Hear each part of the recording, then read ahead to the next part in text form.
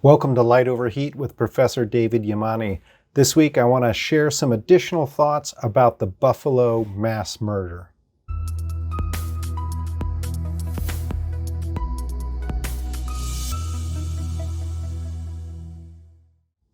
I spend a lot of my time in two very different social worlds.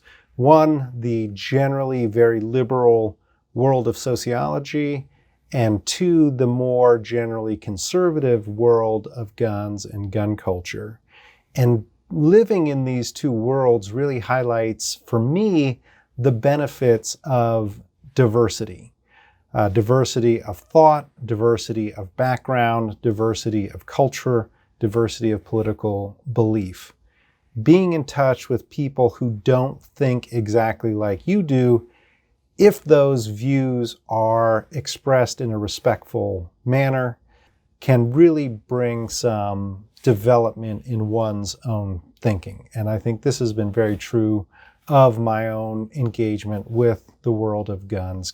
I saw this in response to my last Light Over Heat post, in which I focused on guns in connection with racism and white supremacy in particular, as motivating the Buffalo mass shooter.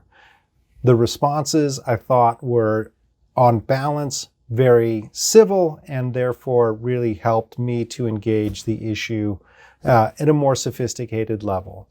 So, for example, I emphasized the importance of understanding white supremacy as being a motivator for the shooter, but others pointed out the fact that he had a background of violence and of violent threats that preceded his engagement with these white supremacists online. So we need to really understand how that white supremacy works in activating those sentiments that people may be harboring even prior to their engagement with those noxious views.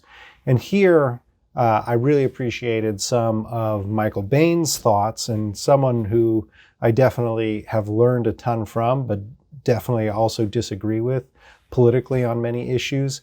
He talked in his own podcast about chumming for monsters, right? That there are these people out there that are disgruntled, that are waiting for a reason to do something, like a shark below the surface of the ocean, and that if you just chum them up a little bit, they will come out. And so he thought that this is what is really happening in a lot of these situations, that this Buffalo murderer was a monster just waiting to be chummed up, and that it was the white supremacist beliefs that did the trick for him.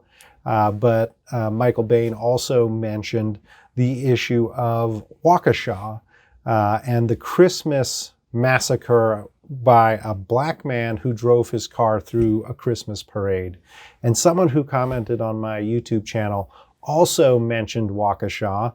He called me a liberal racist for not mentioning Waukesha, but I actually had to look up what he was even referring to.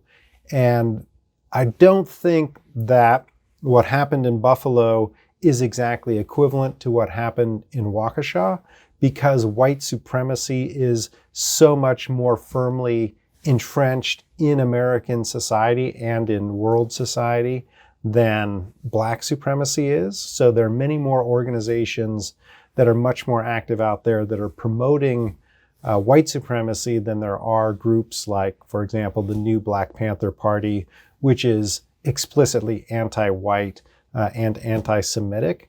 So not exactly equivalent, but the fact that I actually didn't even know they found some racist social media posts by the driver in the Waukesha mass murder, the fact that that wasn't even widely reported, I think, is suggestive in itself. And so I appreciate people who were willing to bring that out as a possible additional explanation that there are disgruntled people and that that disgruntlement can be activated by any sort of hateful ideology.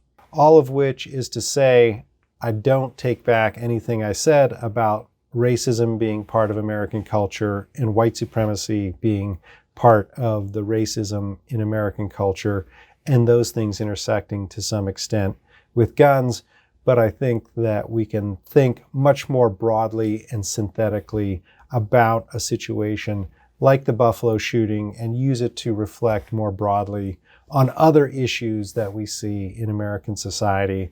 I'm thankful for the intellectual diversity I'm exposed to, which allows me to think about these things in these different ways. Thanks for bearing with my somewhat incoherent ramblings this week. As you can see, my mind is still being made up about these issues, which I think is exactly the point.